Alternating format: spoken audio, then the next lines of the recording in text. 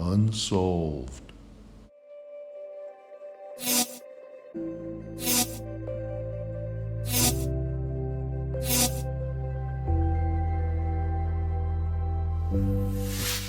The Zodiac Killer Case, the quickest Zodiac letter.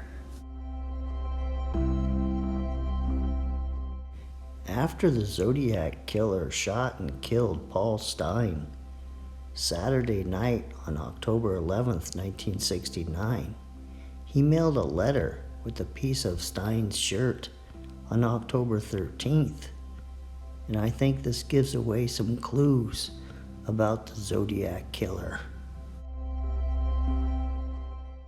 So taking a look at the Zodiac letter, it says, "I am the murderer of the taxi driver over by Washington Street and Maple Street." And that was on Washington and Cherry. So he might not have known that that street was named Cherry. To prove this, I have enclosed a bloody stained piece of his shirt. I am the same man who did in the people in the North Bay area. The San Francisco police could have caught me last night if they had searched the park properly instead of holding road races with their motorcycles, seeing who could make the most noise. The car drivers should have just parked their cars and sat there quietly waiting for me to come out of the cover. School children make nice targets. I think I shall wipe out a school bus. Possible clues left by the Zodiac. That he was staying in San Francisco during this time. If he was up into the early morning on Sunday morning, and then to mail the letter on Monday, that doesn't give him a lot of time to write it. And it talks about this event. So it seems like he was in San Francisco those few days.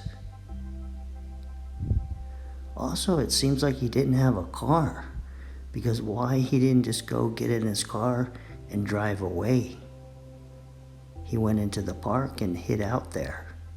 So either he didn't have a car, or his car was very close to where the police officer asked him a question, and he couldn't go to his car because of that. And so he went and hid in the park. Also, he doesn't mention Cherry Street. He says the location where he asked the cab to drop him off, yet he told the cab driver to pull forward 1 block. So maybe he doesn't know that area very well, because he didn't say Cherry Street.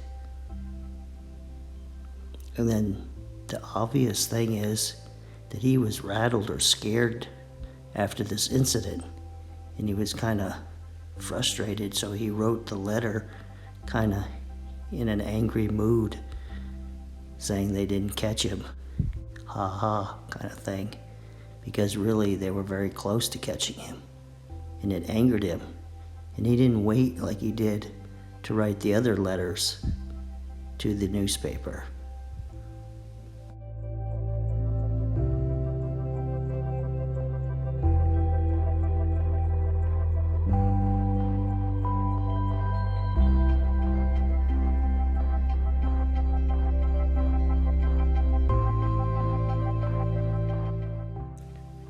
Well, this ends this episode of Unsolved, and I'll see you next week for 2 more new episodes.